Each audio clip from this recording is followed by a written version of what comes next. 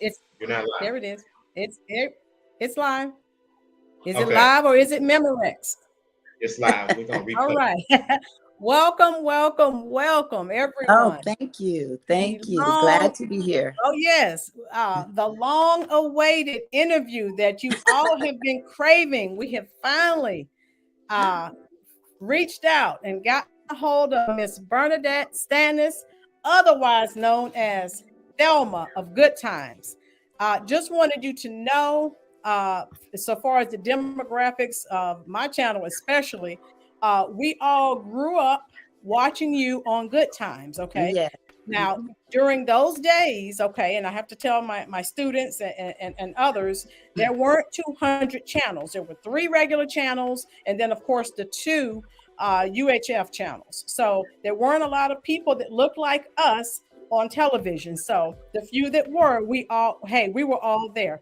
So again, we're just here to shower you with love and adulations and to thank you for everything that you've done for the community. Thank you. I mean, I don't know if yes. I don't know if you watched the video that I did last week. I did a Good Times trivia game, and they went crazy. And we were all calling out episodes. And yeah, do you remember that? And they were like, "Oh my God, this is so much fun!" And it was wild. And we thoroughly enjoyed it. And I just you know how you know something and then you do a little research and you find out a little bit more. Yeah. And so I just wanted to share some fun facts. How you doing? Everyone's in the chat section. They're saying hello. They're glad you're here. Hi, everybody. Yeah. Okay. Everyone, shower her with love and adulations. Thank you. We finally got Miss Bernadette Stanis. Finally. Yay. So, Bernadette. Yes. Bernadette. You hear my partner, Chef Finest one. Okay. I did not know you had authored 4 books. So again, when I did my research in preparation for this interview, I was like, oh my God.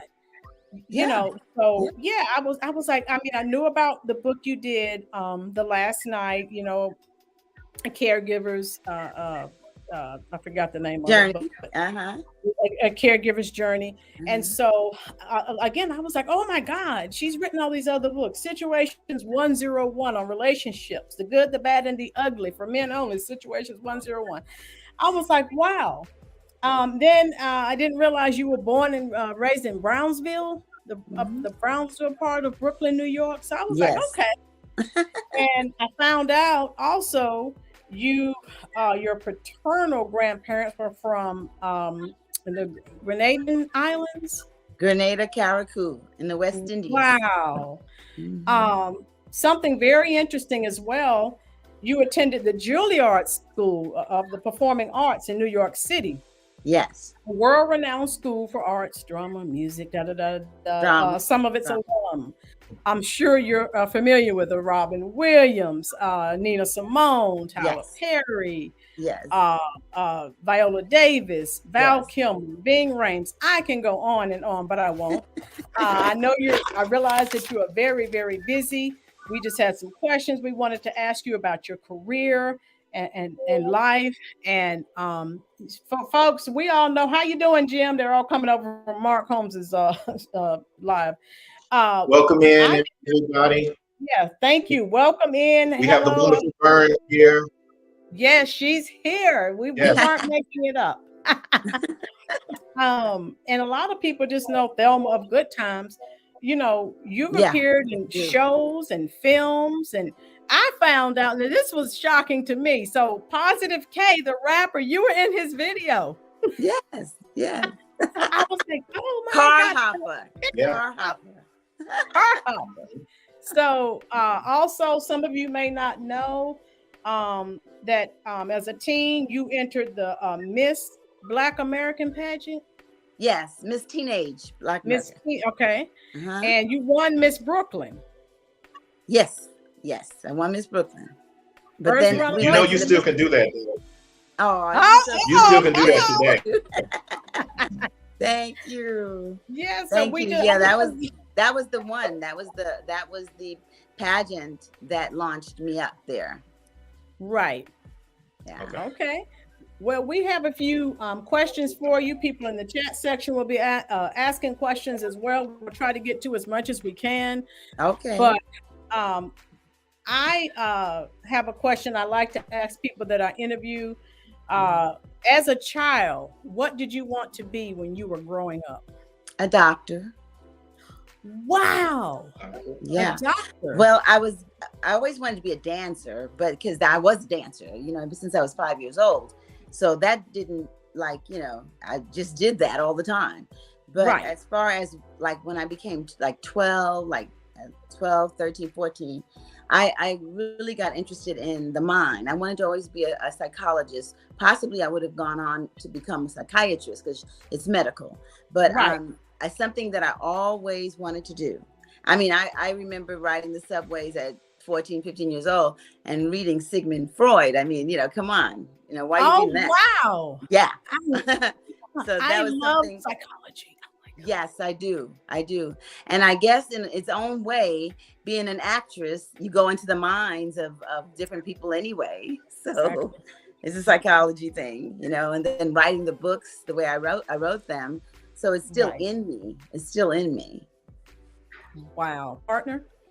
Nice. I love that. Bernadette, I'm Chef Finest Wine. I'm a chef in Chicago based. I don't know if you've ever been to Chicago. You probably have. Oh, yes, I love Chicago. It's my stomping grounds. Come on. Uh-oh. Shout out to, your husband. Well, it's Thelma's stomping grounds. Yeah, shout out to you. And we are so glad to have you. I wanted to know, looking at all the actresses in today's TV world, is there any actresses that remind you of your younger self and why? All of them have a touch of me in there. I feel like they're my children anyway, because I was the first Black female teenager ever on television. So of course, I'm connected in that way. Not in particular. I don't see anybody in particular like the way Thelma was or the way my character was. Not really. I see a lot of them being very devoted. Right. And that's what I would say. So I wouldn't pick any one person out, though. Okay. Thank you. I love that. Thank you for answering that, too. Thank you. What subjects were your best and worst in school? Oh, wow. Okay, now let's get down to it. I had a lot of Spanish friends. I had, two nice friends of mine in Spanish. And so I decided I was going to take Spanish. But then I was too embarrassed to stumble and not know stuff. So I wouldn't speak to them in Spanish. So Spanish was my worst subject. Then it was geometry. Oh, no. Yeah, geometry. Uh-oh. I couldn't get those angles right. Couldn't get them right. Yeah.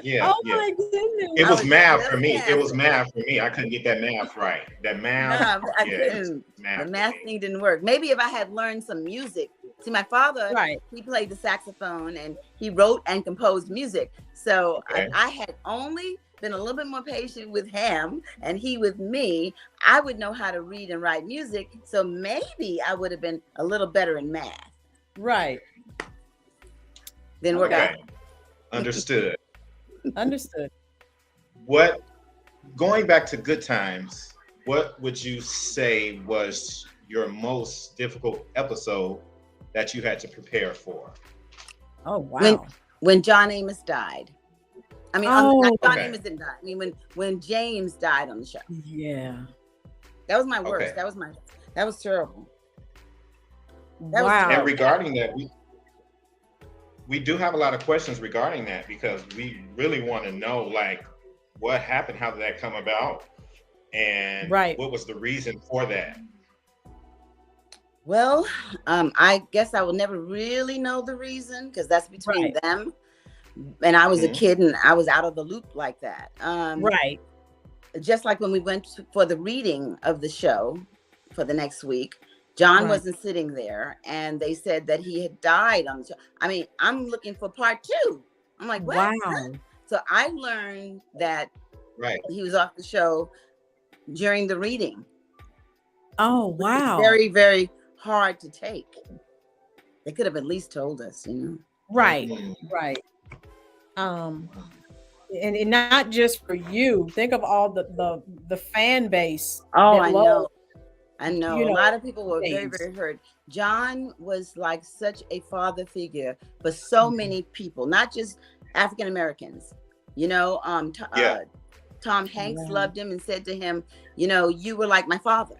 You see, so right. He represented the father figure for so many people, and he was such an excellent dad there. You know what I mean? He had morals, and he and Esther had, they were just so great together, and it was just such a sad thing to see it happen like that. Did you feel that was the beginning of the end when that happened? Well, it wasn't the end because we stayed on 3 years after that, but I knew it was damaged in its own way. The producers, you know, they were hurt too. You know, everybody was hurt about it. It was like a decision that was made, but everybody suffered for it. Oh man! You know how you make a decision and you just can't do it. Right. You have to do it, and then it just everybody's shook. You know. So it hurt everybody. It didn't just hurt us. It hurt the producers, Norm and Lear too. It hurt everybody. Right. And I found that out in some readings. I've always been an avid reader, so I'd always known, you know, about James, you know, wanting the show to go on a certain direction. But when I, you know, during my research and preparation, I didn't realize I have all newfound respect, you know, for Esther Roll. I didn't realize, you know, her input. Could you discuss that? Well, the show was her show. She was the star of the show. And and she and Norman were very close. Norman loved her very much, and she the same. And so he wanted to give her her own show. But the show that he wanted to give her was the show where there was a mother and 3 children, you know, in the project struggling to make it. And she refused that show. She said, no, I won't do that because I grew up with a father, and I know personally I grew up with a father. So, you know, fathers are in Black homes, and we didn't want to, you know, continue that dialogue that fathers are not in the home. So Esther said, no, we're going to bring a dad in here.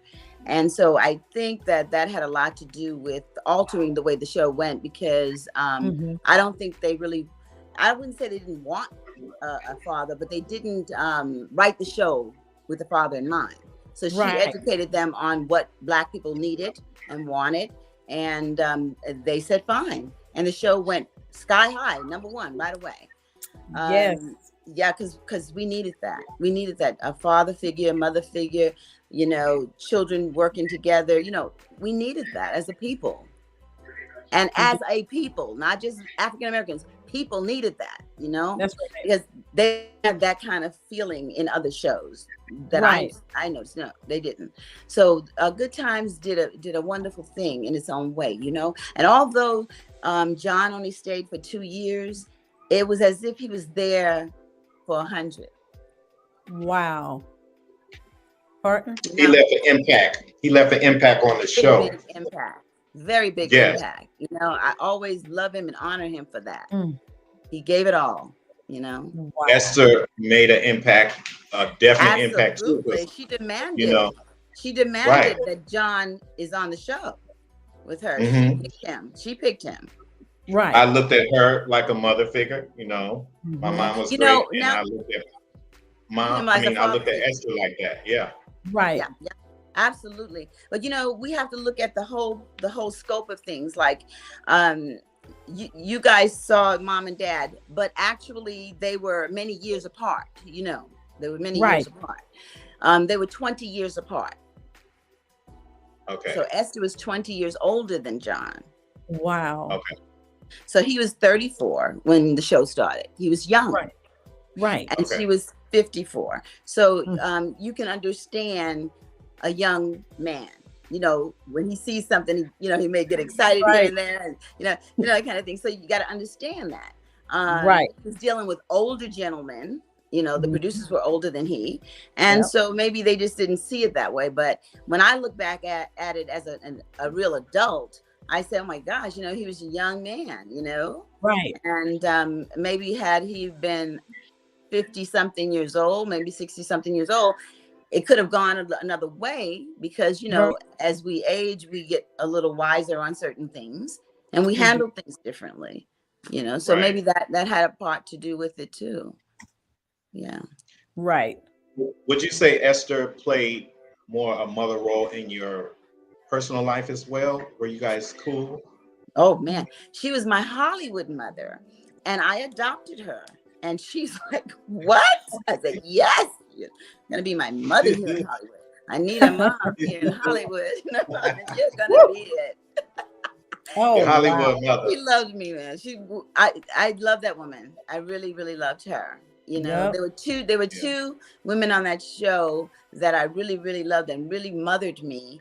Besides my mom, you know, my mom, but Hollywood style, it was Esther Rolle and the wardrobe lady, Adela Farmer. Okay. Yeah, she's the one who dressed us. And she just passed away recently, a few weeks ago. And she's been my friend throughout all these years. So it was very hard on me too. And we were very close. So the three of us were very close. Wow. Nice. I love that. Thank you. Me too. Because, you know, some of these shows that we love, you know, some of these shows like Unsung and these other similar shows that come out, and you found out people weren't getting along and everyone was at each other's throat. So this is heartwarming to find out that, you know, you guys were sort of a family unit.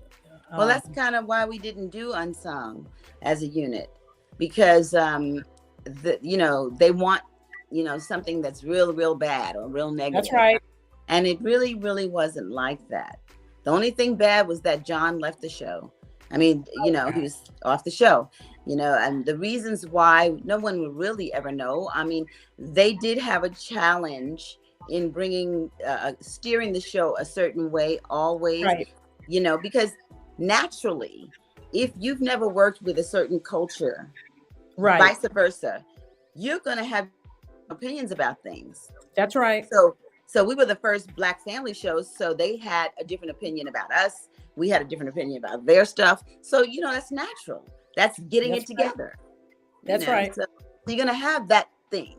That's natural. Any marriage, you're going to have problems. So we married, okay? So you marry, you know, Good Times to the producers who never worked with the whole family like that. It's natural. You know, it's just unfortunate that it didn't, the media didn't see it that way, or it wasn't, you know. Right. Absolutely right. Another question for you. I think your husband told you I'm an educator, so I have to know. Who was your favorite teacher in school and why? I want to know. I had two. I went to Catholic school. Right. Okay. Now, I you know, forgive me nuns out there, but the nun very mean to me. They were very strict. They were very hard to deal with. And so I was petrified from the first grade to the sixth grade. Petrified. Just walking like petrified. I kept saying to my mom, I'm scared of these people. She says, just do your work. Do your work. Do your work. Do your work. You know, back then we didn't have that many choices of schools and all that stuff. So Catholic school was it, you're going. So I was just petrified. And so I always was, you know, straight down the line. I guess that's how I grew up, you know, whatever. But then I had this wonderful teacher, this nun that came from another parish, Sister Mary Rosanna. And my God, she just changed my whole thing. She smiled at me when the first day of school, and that was different because they nuns smiled, they didn't smile. So she smiled at me, and I smiled back at her, and she said, you know, you have $1 million smile. Oh, wow. Yes, she did. And you know, from that day on, it would even hurt me if I did something wrong to hurt her. You know, like if I did something wrong in school, you know, like I was talking when she said something, and if she had to correct me, I was hurt, you know, because I didn't want to hurt her. Right. Oh, right. Because it became personal. It became personal. Yes, I loved her. I didn't want to mess up with her. So, I mean, she was lovely. She was lovely. She gave me something to hold on to. And I mean, you know, she corrected a lot of things that the nuns, you know, the negativity that I did receive. But when I, you know, in high school, I met another teacher named Miss Sloan. I thought about her the other day. She thought I was a wonderful dancer. She loved my work. She let me create all the dances for the competitions that we had, you know, and she changed my whole attitude about myself too. You know, like you can really go to Juilliard, you know, you're really that good. And I'm like, really? Yes. Wow. You know, so those two teachers will always be in my heart. Wow. Good. Partner. Okay. Since JJ did tease you a lot about your cooking on the show, tease you a lot about your cooking. Okay. Can you really cook, Vern? Can you cook? I can. And what is your specialty? I gotta take a little sip of water here. Okay, you got a sip on that? Okay. I can cook. Let me tell you, I can. I don't cook a lot because I like cooking, but I really don't like cooking that much anyway. But I have two daughters that can really cook. Okay. Oh wow. Okay. So they took over. So I just sit back, you know, Thanksgiving, all that. I'll do the deviled eggs. Yeah, you eat their food. Okay. I Well, did are all the you cooking when they were little. Okay. So they can do it now. But so they're gonna cook for Thanksgiving, right? Always. Okay. Always. Yeah. No problem. They know that, so I don't have to even worry about that. The whole thing is that Thelma couldn't cook. No, she could not cook. But but it's so funny. I'm on a show now called Carl Weber's The Family Business on BET Plus. Right. Okay. And my character's name is Nene Duncan, and she's supposed to be like this gourmet cook. Oh wow. Oh my God. Yeah. So you know what you're doing in the kitchen? Huh? You know what you're doing in the kitchen, according to BT Plus. So yes, absolutely. Yes. I'm telling you, that oatmeal, baby, the oatmeal. Okay, and not just the oatmeal, but the spaghetti. Do y'all remember the spaghetti thing? When I was spaghetti that time, and I picked it up, and it was a big old clump. I think I remember that. Wow. Woo! Wow. Thelma. She couldn't even boil water right. No. And they brought us lots of laughs. Yes, I agree. Wow. Agree. So, what sparked your interest in acting? Well, I was in an English class, and this particular English class in high school, you had to do some acting. You had to take theater. You had to do something like that. And so I was taking that, but also I got like a little summer scholarship to Bed-Stuy Theater Ward, Turner Ward. What's his first name? But anyway, he gave me a scholarship for the summer, and that was my very first introduction to acting. So I did that for the summer. It was fun and everything, and I enjoyed it. And he was very serious, so I tried to be serious about it, and I learned a lot. And so then I was in high school, and they had an English class that had acting in it. I said, "Oh, I'm gonna get that class right there." And I got a good mark, like a 90 or an A or something. So my mother always said, "Well, you can act then, all right," So she encouraged me after that. Wow. I know that you're a painter. Just in case everybody don't know, Bernadette is a painter. Okay. Can you tell us your long-term goals in painting? Period. Like, where are your goals? Well, I do want to take time to do that. Painting takes a lot of time. So, right now, I'm slowing down on certain things so that I can start doing that again. I like to work in oils, which takes forever to dry. And so I started doing some things in acrylics because that's a little less time. And I did a watercolor a few years ago of a fox, my very first watercolor. I don't know if it's on my page or not. I'm not sure if they put it up there, but I like watercolor. Watercolor is very difficult though, because you can't erase that mistake. You can't erase that. Your work. Huh? I want to see your work. I do want to see your work. You know, Okay. and Thelma of Good Times.com. Go there. I think I have some paintings okay, up there. Yeah. okay. Make sure everyone check out her website. Right. One of the mods, please drop the link in the chat section for people that like to go to the website. Thank you. Okay. What, if any, experiences did you have with the icons like Cicely Tyson, Diane Carroll, etc.? Because, you know, again, there weren't a lot of us. So, you know, I know you were younger. So did you have any, experiences with the icons? Well, I met Cicely Tyson at a Michael Jordan's basketball tournament once. Wow. And they had a big dinner, and I met her, and I just fell in love with her. She was so sweet and nice. I have a picture of her up, she and I, on my Instagram. But I mean, she was a vegetarian. She looked so much younger than her age. And yes.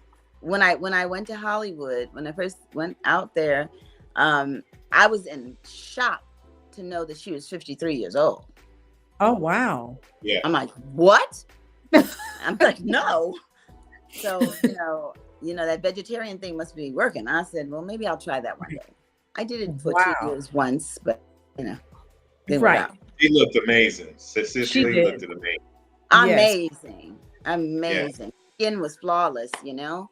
Mm-hmm. And then I met Miss Diane Carroll when I first went to California, because her very best friend worked on Good Times as an AD, a director's assistant, Sylvia, and Sylvia and I became friends. So, you know, she took me over to Diane Carroll's home, and I met her mother, Mabel, and her daughter, and her husband at the time, who was a manager, who wanted to manage me, but it didn't work out. So, you know, it didn't work out, but that's okay. I knew her for a long time. Oh, wow. Yeah. Bernadette, what can you attribute your longevity to? Determination. Okay. Determination.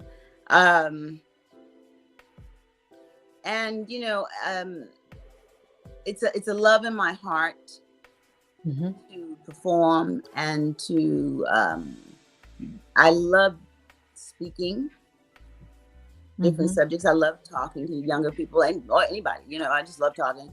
But I feel like I have to be a certain way for my fans. Right. Okay. You know, because they've shown me nothing but respect, love, and support all of my career and life. So I feel that I should give them the same respect back. And I feel that I can do that in staying the way they want me to stay, doing more things that I could do for them. That's my respect to them. Sounds good. What would you most like your fans to know about you? That I'm an empath. Wow. Okay. Yeah. Okay. Who are some of your favorite actors and actresses?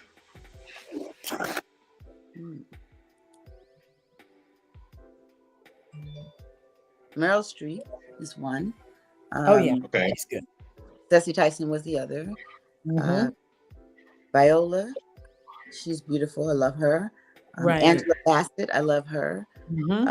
I think these are incredible actors, and I think Halle Berry is incredible also. So I have so many that I admire, and I wish them the best in this whole business, because it's not easy, you know. It's not. So the males, well, my favorite when I was coming up was I think I know the answer. I think I know the answer. Who? Huh? Male Ryan or female? Male. Okay. I was thrown off a little bit. It's the one I was talking about is the one. Mahogany. Oh, Billy D. Williams. Okay. Okay. Okay. Well, Okay. that was my, my idol. I'm like, oh my God, he's so handsome. And then it was Link from what was it? Remember Link and what was the name? From the Mod Squad. The Mod Squad. Link. Yep. Yep. Go Afro. Okay. Oh God. Yes. And and I always thought, that I was like going to be like Marlo Thomas in That Girl. Right. Yeah. That was my idol. I wanted to be like that girl. Wow. Okay. That's amazing.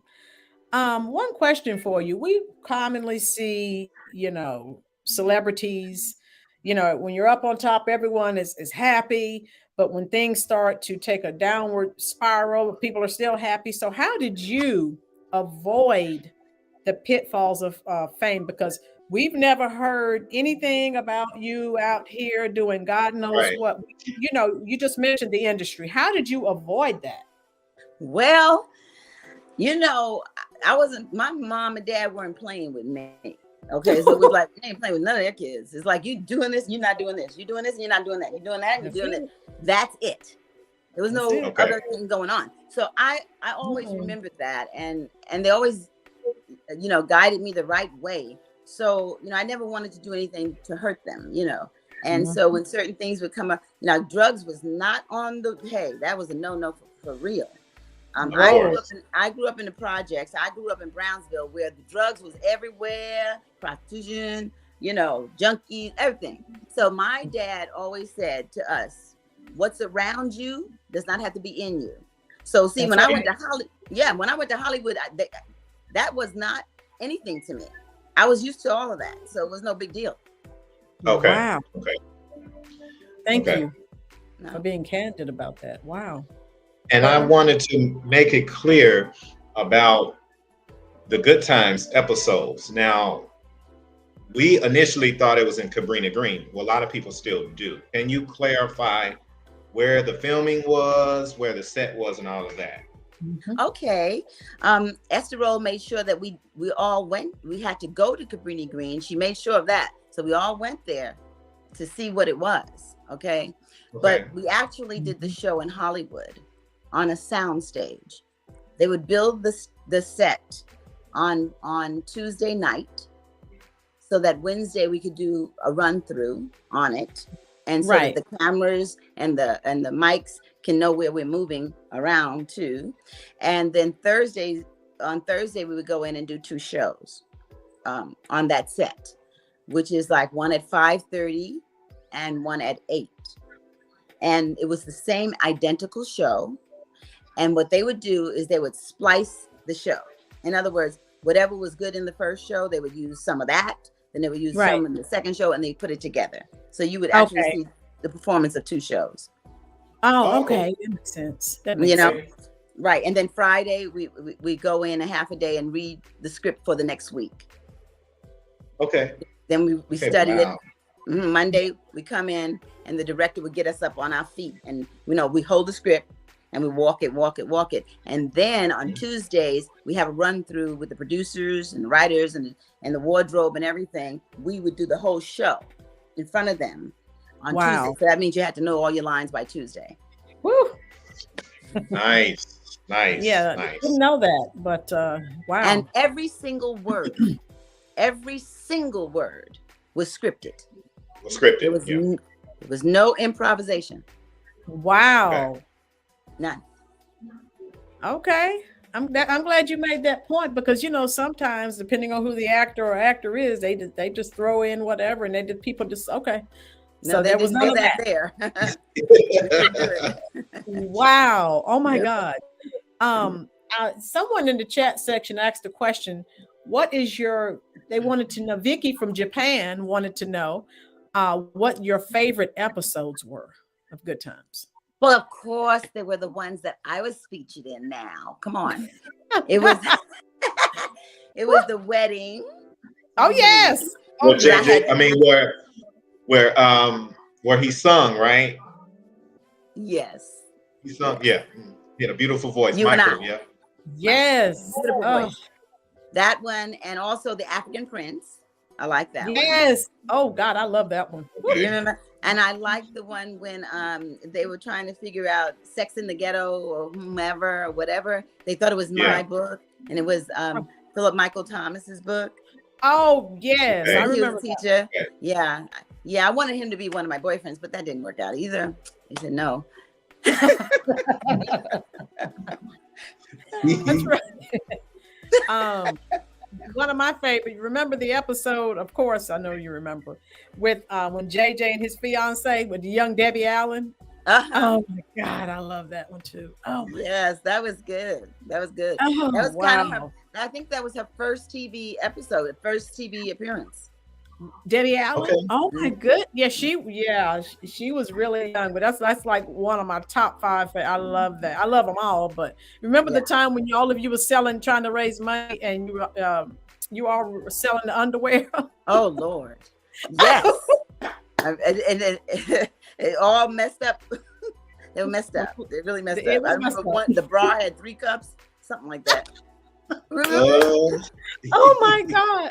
Oh my God, it's hilarious. And the dog food. Hilarious. How about that one? The dog food with McGurdy.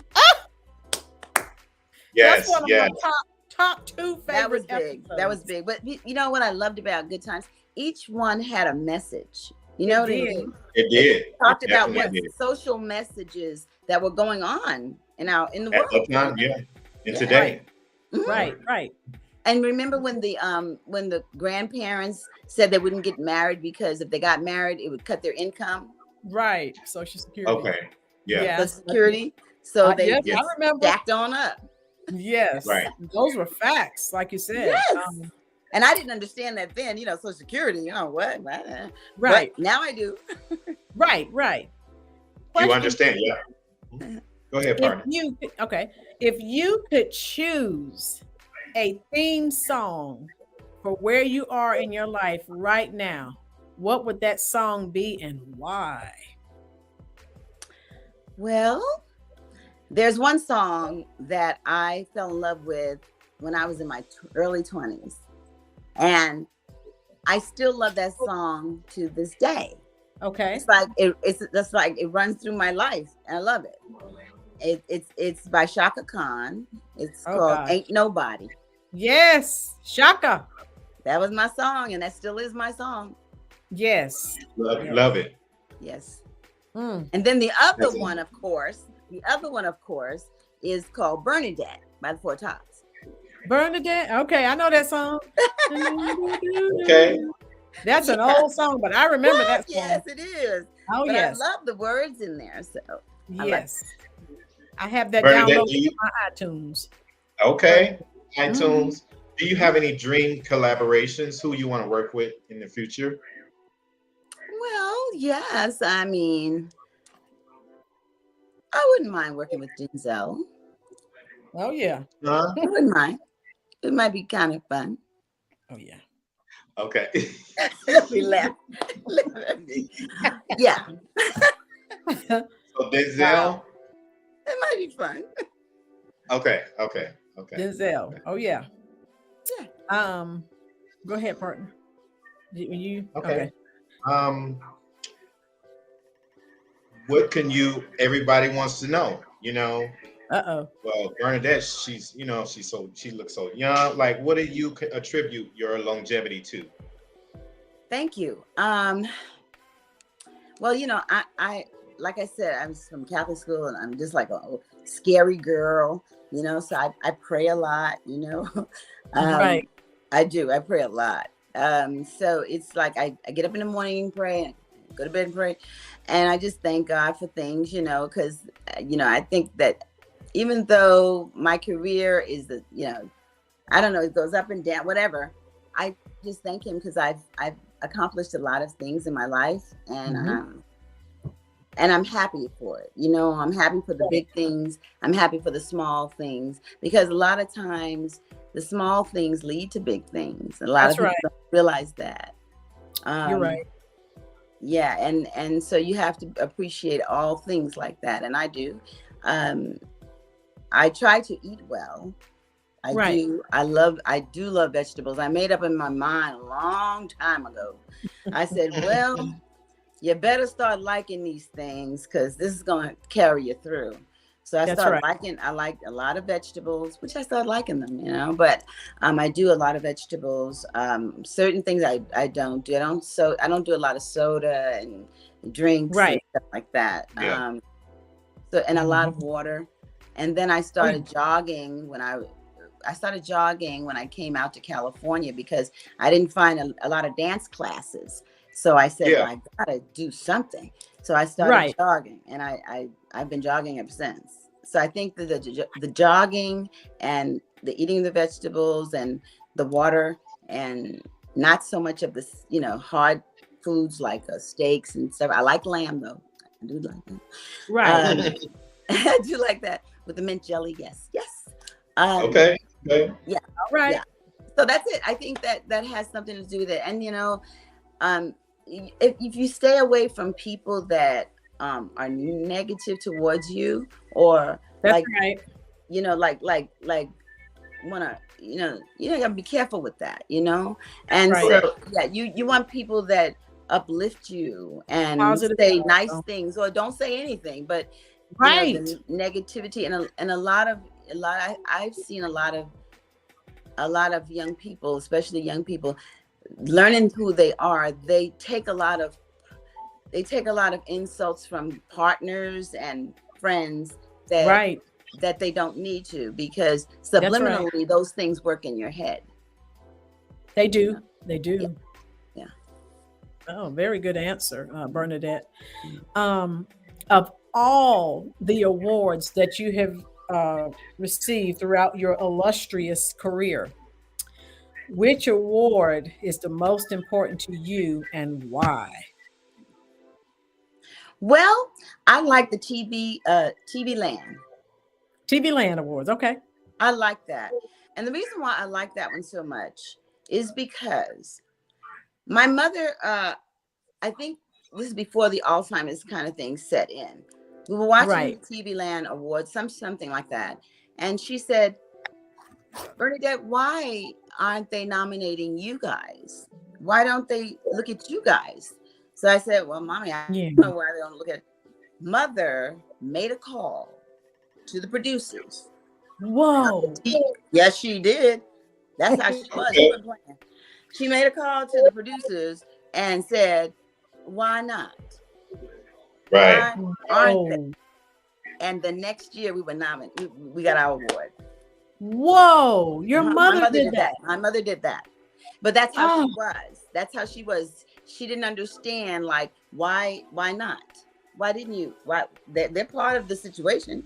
And they said, oh, okay. She actually called the producers. Oh, absolutely. Oh, yeah. Whoa. You know, another thing my mother did, it's in my book too. Not the TV Land Awards. That part is not in my book, but this is in my book. The beauty pageants they had Miss Black America beauty pageant. They had all that, but they never had the teenage Miss America. They never had the Black teenage. So my mother went to Hal Jackson. Oh, from 227 and Sanford and Son. No, Hal. No, not that one. No. It was who did that show? Maybe it wasn't him. It was. It was Hal. His first name was Hal. But she went to him and she said to him, teenagers want to be in beauty pageants too. Right. The next year, the teenage Miss Black America beauty pageant, Black America beauty pageant was there. So she influenced that. That's the pageant that I was in. That a manager came to my mom and mentioned Good Times to her. Tell her, go audition for Good Times. Do you see the circle? Yes. Oh, I see it. Yes. That's exactly right. That's exactly how it went down.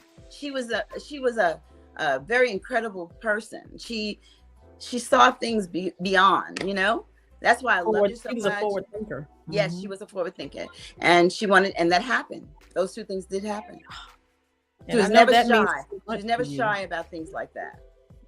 Wow. So, and that's going to segue into my next question. I was going to ask you to discuss the significance of your memoir, The Last Night, A Caregiver's Journey Through Transition and Beyond, because I know that's very touching to you. Um, and I just wanted you to discuss that and some of the difficulties maybe that you experienced writing that memoir. Okay. When I, excuse me, when I did get my mom to, went to New York to pick her up and have her come live with me, she had already maybe gone into the Alzheimer's thing, maybe 2 years that we didn't know. And I talk about that denial, not understanding how it works, especially in our community. So I did go get my mom and everything. And I was doing the book. I was doing my first book at the time, A Situation 101 Relationships. So I was touring. Okay. So I had mommy, you know, with me all the time. She loved it. She toured all over the country. I had a little 8-year-old daughter and I had an 18-year-old daughter. So I had it all going on here, right? Oh, wow. So I was balancing those.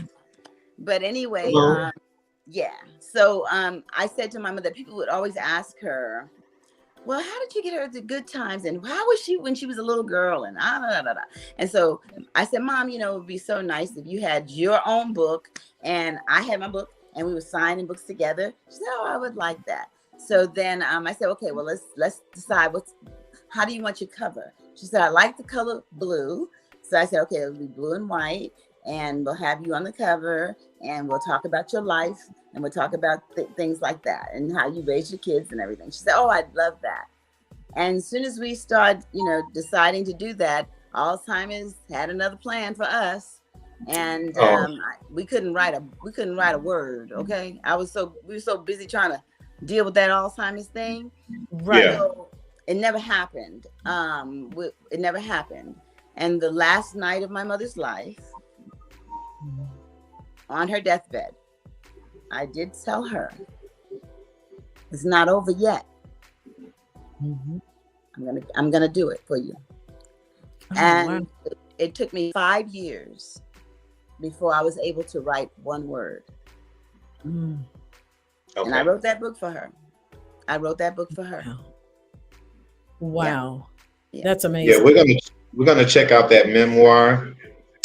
The Last Night, A Caregiver's Journey Through Transition and Beyond. And the link is in the chat section too. Yeah, that link is in the chat. What advice, Bernadette, would you share with the young actress women that are interested in an acting career? I would say, I think Milton Berle said this. I would say if there's no door, you make a door. You make your door to go through.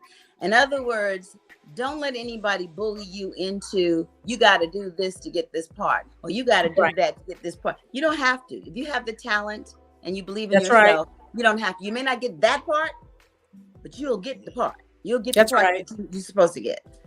So don't compromise yourself for your career like that. Correct. Excellent point.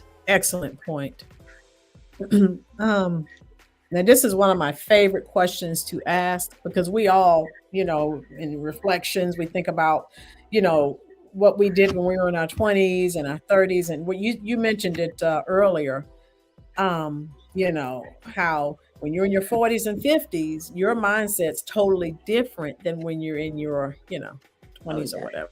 Oh, yeah. If you could go back in time to 1974, what are 3 things that you would tell your younger self? Pay him no mind. That's a girl thing. Let me see.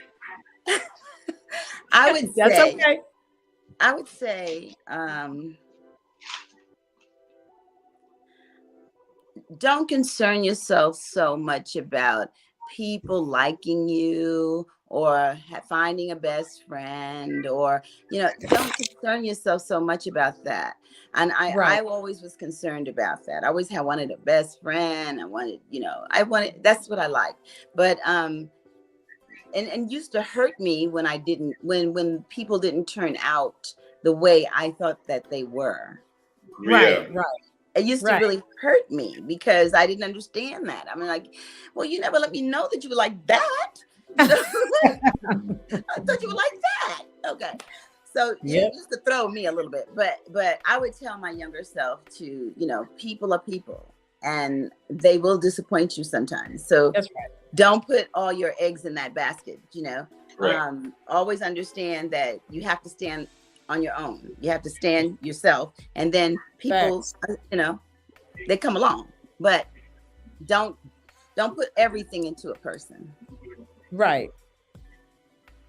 Okay. That's major. That is some good advice that we all could actually learn from. And we want to send our love and hearts to condolences to you, your mom, and things like that. It's very near and dear to us. We hate that happened, and we definitely send our prayers to you and your family. Thank you. Yeah, we're trying to figure out now what causes that thing, that thing. And I would always say that I think it was shock. My mother was shocked into something, and I think that right after that, I noticed the dementia and the Alzheimer's. Really?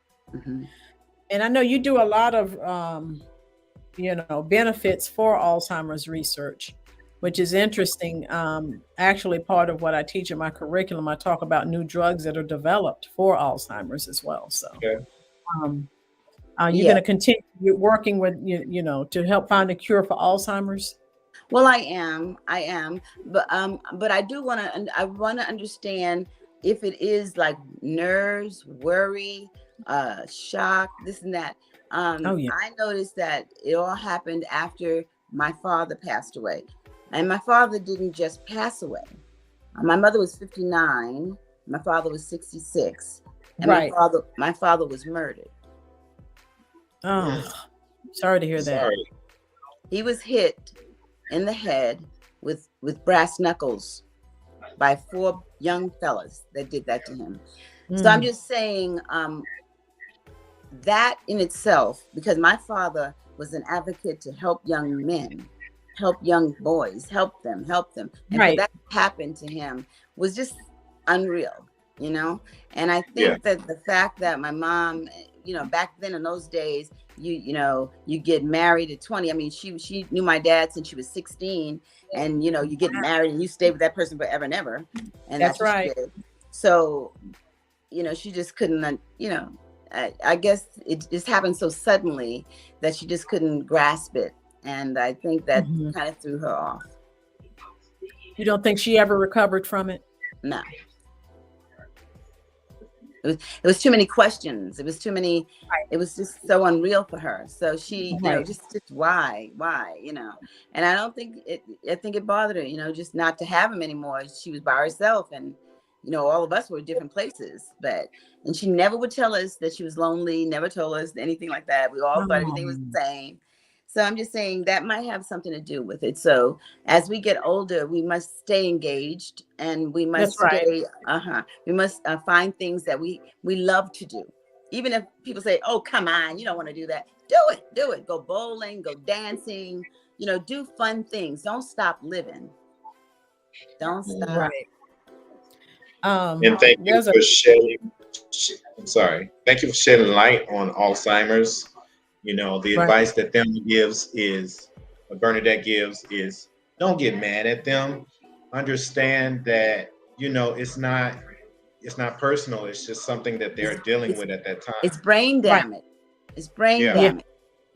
Because I had a shot of my mom's brain while she was going through the Alzheimer's.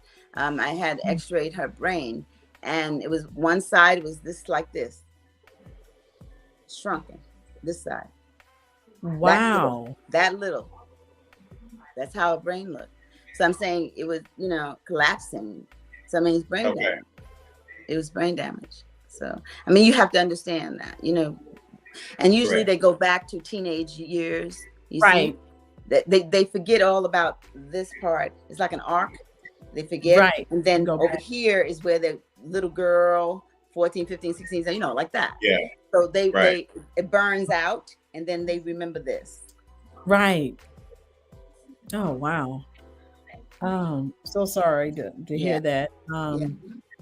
But you're doing an excellent job, you know, as they're trying to find a cure for Alzheimer's. You know, because it's affected so many of our families. You know, and of course, you know, if someone in your family has it, there is a genetic component to it as well. So, But you know what the funny thing I found out? Mhm. I found out that if you have that gene, is a possibility is a possibility that you won't get Alzheimer's. And then Right. if you don't have the gene, they're not saying that you won't get Alzheimer's. Right. That's the strange thing. It's Yeah. there are so many unanswered questions as it relates to Alzheimer's. Right. So even if you have the gene, don't fear because it's a possibility that you may not get it. Right. You know, Right. so yeah. So that's Kind of hit and miss. Kind of hit Yeah. and miss. Yeah, it's a hit and miss thing. And I think it has to do with your lifestyle, you know, what happens yeah. in your life, how you handle things too. Right.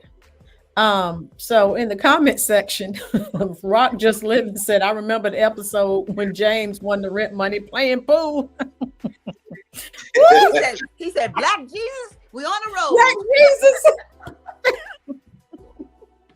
Oh my God. You remember that? That was Yes. Black Jesus, baby. Yes. Yes. And we know, look, the demographics of my channel is 50 plus for the most part. And I love they're it. sitting here talking about all these episodes. Remember That's the right. They remember hypertension them. episode? Oh my God. Yeah. Remember when Thelma it said when you passed out when the movers were trying to evict you. And then Esther come like, girl, get up from there. Get up. She wasn't Yes. happy. Yeah, Oh that was the my first show we ever episode, did. That was the Bernadette, first what one. episode was that when Esther had to go out there and almost fight them young boys that was trying to snatch up Michael? Oh yeah, the gang. Oh yeah. The gang thing. Yes. Yeah, back then Yes. you could do that, you know. Now you can't. Esther They was can shoot- ready though. Yeah, She was ready to square up with him. she would have. Yeah. She was such an Yeah. awesome actress. You know, I Yeah. wish that she had gotten her Academy Award and all the things that she I deserved. know. She was such a great actress. I'm still looking at Maude because she was excellent on Maude as well. Yes, and you know, Esther had a funny way of talking. I mean, you know how she had that little sly, you know, attitude thing when she was like on Maude, you know, that Right. kind of.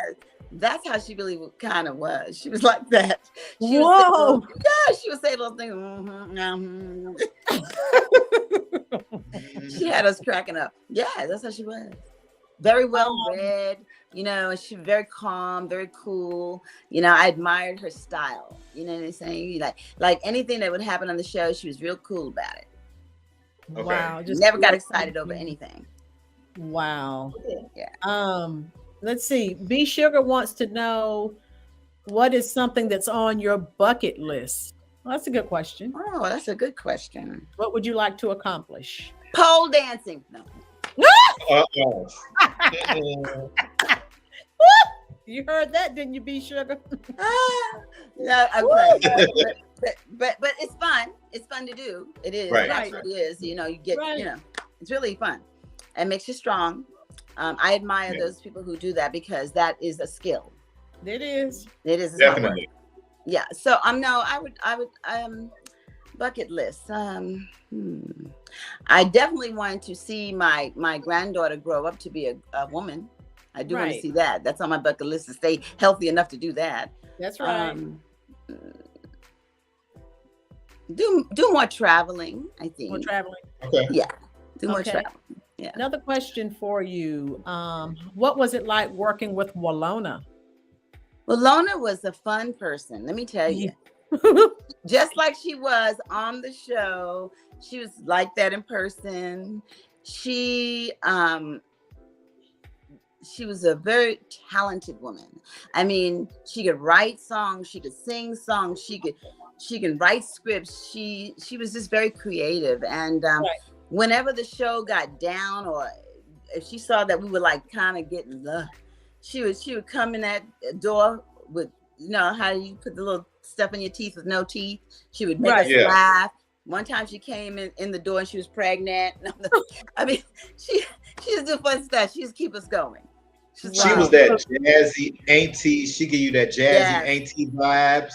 I was here for it. The Rona Barrett of the projects, they called her.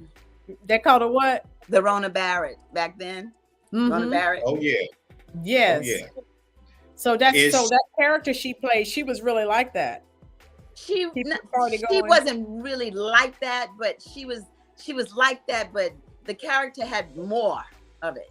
You know what I mean? Wow. Yeah, the character had more, but she was great, flamboyant, in the style always. So yes, you got all of that when you seen her on the show. You know, I thought I wanted her to be my auntie. I'm like, she cool. I love it. We have a question from B Sugar 100. Right. She wants to know: are you still in contact with Janet Jackson? Yes. Yes. Okay. Wow. Yeah, I knew the whole family. Their mom and my mom, and we used to go over there and play Uno. They liked to play Uno. Oh, okay. Wow. Yeah. We had fun. Nice. And they're very sweet people, all of them. Michael, all his brothers, they're very, very nice people.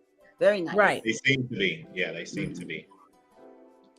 Someone just asked about that was the guy's name that played the guy that played your husband. I know he's deceased now. Rhonda Morrison asked that question in the chat. Ben Powers. Ben Powers, that's his name, right? He played your husband He's a great TV husband. Really? Yeah, he was great. He was a cool guy.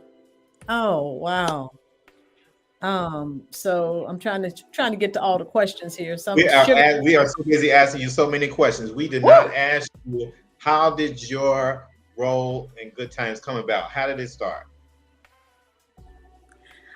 Okay, on Good Times. Well, they had written it already, and I had to just audition. It was many girls auditioning for that part. Okay. And I did it. I didn't hear back from them for a month, so I figured, well, maybe not. And then they called, and they want me to go to California. By this time, they only had 4 girls left. Oh, wow. Chip Fields, which is Kim Fields' mother. She was one of them. It was Tamu, who played in Claudine. Oh, wait a minute. Which daughter? The sister. The sister. The teenage sister. In Claudine. Mm-hmm. Okay. Tamu. It was her. And it was a girl named Stephanie, who was a local actress in California. And then it was me. Oh, wow. And it was about 2 weeks. I remember it was for a week. And we would sit on the stage and we would go back and forth with the lines, back and forth. They would do it, I would do it, the next one and everything like that. Jimmy was there. He was already cast for the part.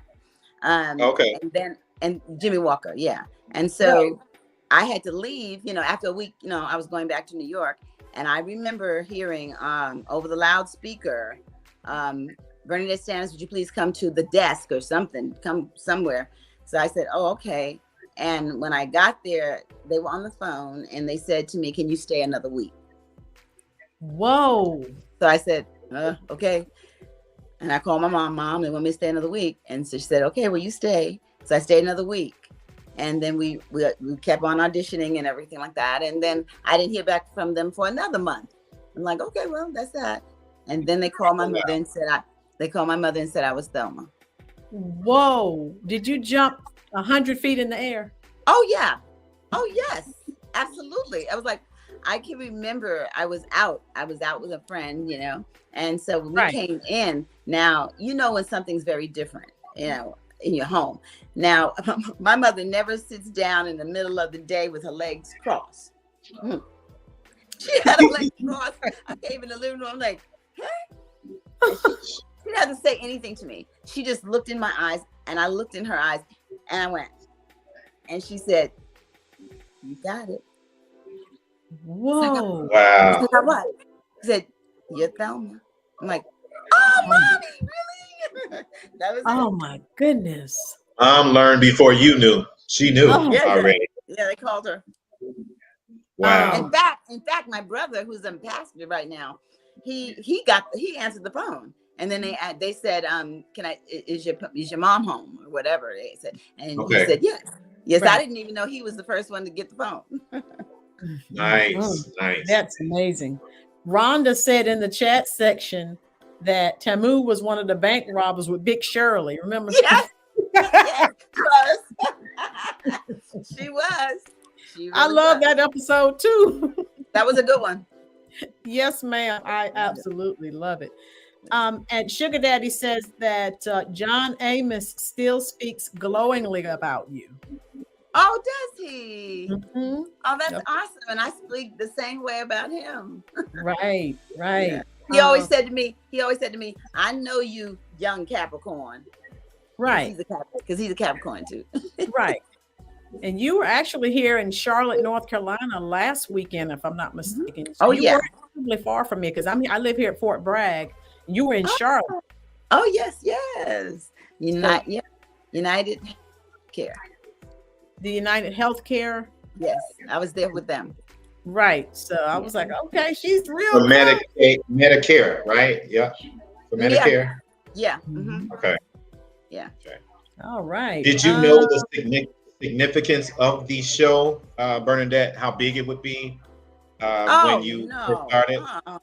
Never. Okay. You don't think of that. I was just so happy to be on TV and I got a show. I'm like, yay, all right.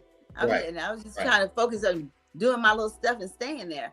But as years went on, and you realize when I tour and everything, I hear people saying, my children watch it. You know, I used to watch it with my grandmother. So it's like generational, you know, and it doesn't really go out of style because they wrote it like for real. You know what I mean? It's like my father would say, it was like Good Times was like the first reality TV. I mean, it was like very real, and people still to this day can relate to it. Yes, that's right. I still look at it. It's a cult classic. I probably look at it forever. So I should have brought them. They're down in the garage. I have this is how much I love Good Times. You know, in Walmart where you could buy the DVD sets of every season. Okay, so I have those in my garage. You got our own set. Thank you. You got our own set. I still have my set. Matter of fact, I'll do is take a picture of it and text it to your husband so he can you can see. I have my set. Okay. Good Times in Saffron, son. I have my DVD. I still have my DVD set. And he was a very nice person. Yes. Okay. Red Fox. He was Red nice. Fox. He was very nice. Oh wow! So you got to meet all the greats, all the icons. Yeah. It wasn't that many of us back then. No. Huh? Go ahead. I was growing up in New York, Bernadette. Growing up in New York? Well, I think it made me tough. It made me a survivor. Okay. You know, because you got to survive in New York. Yeah. Right. I'm reading these. I'm reading these comments in the comment section. People are saying, I still have my DVD set. I still watch them too. So you had you had a profound impact on, millions of people. And like I said, you didn't know you were going to have this type of impact, but you did. Oh, no. We didn't know anything like that. Back then we didn't have what we have today, social media. We didn't have that. We couldn't connect with our fans like we can today. Back then we would get fan mail. Okay. So this is how they did it. All the fan mail would come into CBS, and they would every week we would get our fan mail on Mondays. Right. And it was always the same measurement. You understand what I'm saying? Always the same measurement. Even it never changed. No, it always changed, but in order to keep the cast the same way, and nobody's head got big, and everybody stayed in line. Oh, They always gave the fan mail like this. Esther Roll would get the biggest, right? That much. Right. John Amos would get just a little bit under her. Okay, because he's not the star she gets. Oh. Right. I would get half of that, and Ralph Carter playing Michael would get half of that, and so it went like that. Walona would get about the same amount as Ralph Michael, right? And we would never see JJ's. He would get one or two, but that was politics. Yeah. So you think they were getting more, but they weren't giving you all. Got more. But I'm saying that's how they had to keep it, so everybody can stay the same, so everybody can stay in line. Oh yeah, yes. Nobody got bigger. Nobody. You can't say, oh well, this week. Oh well, I'm wrong. You can't do that because you're always the same. Like, come on. Right. But that's how they did it. Bernadette, how do you feel about the show Family Business? I love it. I'm a gangster. Hey, gangster. I'm a gangster. Oh wow. Well, it's funny because for the last show that I had to do, the very last episode, I had to use a gun, right? I had to hold a gun. I don't know how to hold no gun. So I'm holding the gun. And so then the director says, stop. Go show her how to hold that gun. It was a real gun? Like this. Hold the gun. It was a real gun? Well, it's not a real gun. They shoot blanks, but you gotta be careful. But it is a real gun, but they got to show you how to do it. Oh my God. Somebody with that too. Yeah. So I had to do that. I just think the part is so much fun. It's so different, for me. Yeah. Wow. Yeah. I'm a Duncan, so you guys got to watch it. Okay. Watch the show. We can definitely do that. BET Plus. Yeah. Right. What day and time? Well, it streams. So it's on there now.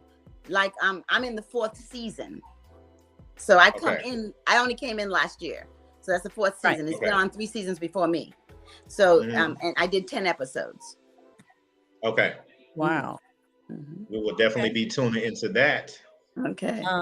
So the people in the chat section are saying, Frank G said, he loves that show. So BET Plus. Okay. Yeah. B Sugar said you have that New York swag. Thank you. I'm glad I didn't lose it. Oh God, no, never, ever. So I'm trying to make sure we've answered all the comments because I know your time is very valuable. So is yours. Well, yeah, I guess. I guess. Hey, I'm trying to get to where you are. You are. Don't worry. I owe the state of North Carolina 3 more years and I can hang it up. Really? Mm-hmm. Well, you're going to keep on doing this though, right? I'm going to keep doing my YouTube. Once I retire I'm starting this now. And then when I retire from teaching, I'm just going to, I can devote more time to it. What grade do you teach? High school. Oh, that's great. High school. I love high schoolers. They're so sweet. They're so good. Some of them, but they think they're grown. And then, sometimes but that's okay. When you talk to them, they realize they're not. Mm-hmm. So that's why, when I look at, Good Times and the way you and JJ are, that's how teenagers are. They, at each other's throats all the time. Yes, ma'am. So I hope this isn't your only visit to our shows, and definitely would like for you to come on maybe again and talk about what you're doing, so far as, Alzheimer's, since it's a continuing situation. Yes. So, and I see I've been on caregiving too is a big one for me. Which one? Caregiving, talking about the caregivers. Mm-hmm. Okay. Because we suffered a lot, we can suffer too. As we're caregiving for our loved ones, we go through a lot. Oh, yes. Yeah, we go through a lot, and some people don't understand that or realize that. Not just the physical toll, but the mental toll. Mental, a lot of mental. Yeah, and when people don't, realize that, that's when things happen, and you don't mean for them to happen, but you're burnt out and you don't know it. That's right. And That's right. Exactly. And if you don't take care of yourself, sometimes caregivers pass away before the person they're caring for. Wow. Yeah. I'm so glad that's important to you. That's very important to me as well. And again, maybe because I went on your website, and I know you have where people can call and talk to you for a few minutes. Maybe we can do something like that, and talk even more about that aspect of what you're doing, that part of your life, what you're doing so far as caregiving and Alzheimer's, and because we all just keep living, and if we're not affected by something, then we have loved ones that are affected by it. Exactly. And because of the caregiving, my 8-year-old, she's now in medical school because she was a doctor because she did a lot of caregiving at 8 years old. She had to help. She had to help me. Okay. So she want to go become a doctor? Well, she wants to be a doctor. She wants to be. She is studying now. She's studying. Yeah, I'm Harry now, and Harry, whoop whoop, HBCU. Yes, and she and it's very hard. It's not easy. The stuff that they have to learn and retain and study all the time, and I mean, it's really difficult for them. You just got to stay behind that person to make, because she's very much like me. I mean, if you don't know something, you really have to know your stuff, because you don't want to, diagnose something and a person passes away because you didn't study hard enough. You don't want that. Yeah, it's diagnosed. Yeah. Yeah, and some of the people in the chat are saying, B Sugar said I was a caregiver. I know it was rough. Okay. Yeah. And again, people in the chat, we talk about bucket list. Right. I just want you to know that you were on our bucket list, okay? As a partnership that me and my partner have. Thank you. I appreciate that. Yes. Thank you. You made that happen for us. We thank you. Thank you. Sure do. Remember when I first started talking to your husband, Kevin, last year, and we had to wait because of the memoir release? I said, when we first mentioned it to our subscribers, they were like, what? Thelma of Good Times. They went ballistic. And they were relentless. They were not going to let us off the hook. Everyone wanted Thelma of Good Times. I love it. Thank you. That's my fans. I love them. That's why I love them so much. I call them my lovely fans. Let me tell you something. My granddaughter, she thinks that my fans are her fans. Oh, God. I'm like, girl, what? We got to put pictures up our fans. Right. When you said, where are your fans? And she's 7. Oh my God. So you think they must go into acting? You didn't put me up, but the fans, our fans. You said, where are your fans located? I guess so. And they accepted her, because when she put a little picture up there, they wrote nice little stuff for her too. Oh my goodness. That's beautiful. Cute. That's cute. Yes. Oh yes, that's beautiful. And shout out to everyone in the chat. We got Real Black. Shout out. Thank you guys for being there. Yes. And I love the questions. I had a lot of fun. I'm having fun. So yes. I'm glad you did. Yeah. We're going to be tuning into your show. Yes. Be Sugar 100, Lori Maline, Lions Pride, right. Frank G, Real Black, Leslie Joyner, Gina Thorne, Lori McLean, everyone who has showed up for our interview with Bernadette Stanis. We appreciate you and know that your family here. Okay. Thank you so much. I really enjoyed it. Thank you. Thank you for bringing us so much joy in our childhood, and continuing to. Sometimes we can have, a down day. We can go look at an episode of Good Times, and that makes it I agree. And thank you for that. You're welcome. And I'll be in touch with you. So we'll see what we can do in the future, and I'll drop your link for your YouTube channel. So you guys subscribers. She has a wonderful YouTube channel, so I'll add that link in the description box as well. Okay. Bernadette, And I'm I'll going to subscribe, and I'm going to leave a comment now. Subscribe to me back. Love you guys. Love you too. Right. God bless. Thank you, everyone. Thank you. Thank you. everyone. Enjoyed it. Okay. Bye-bye. Bye-bye.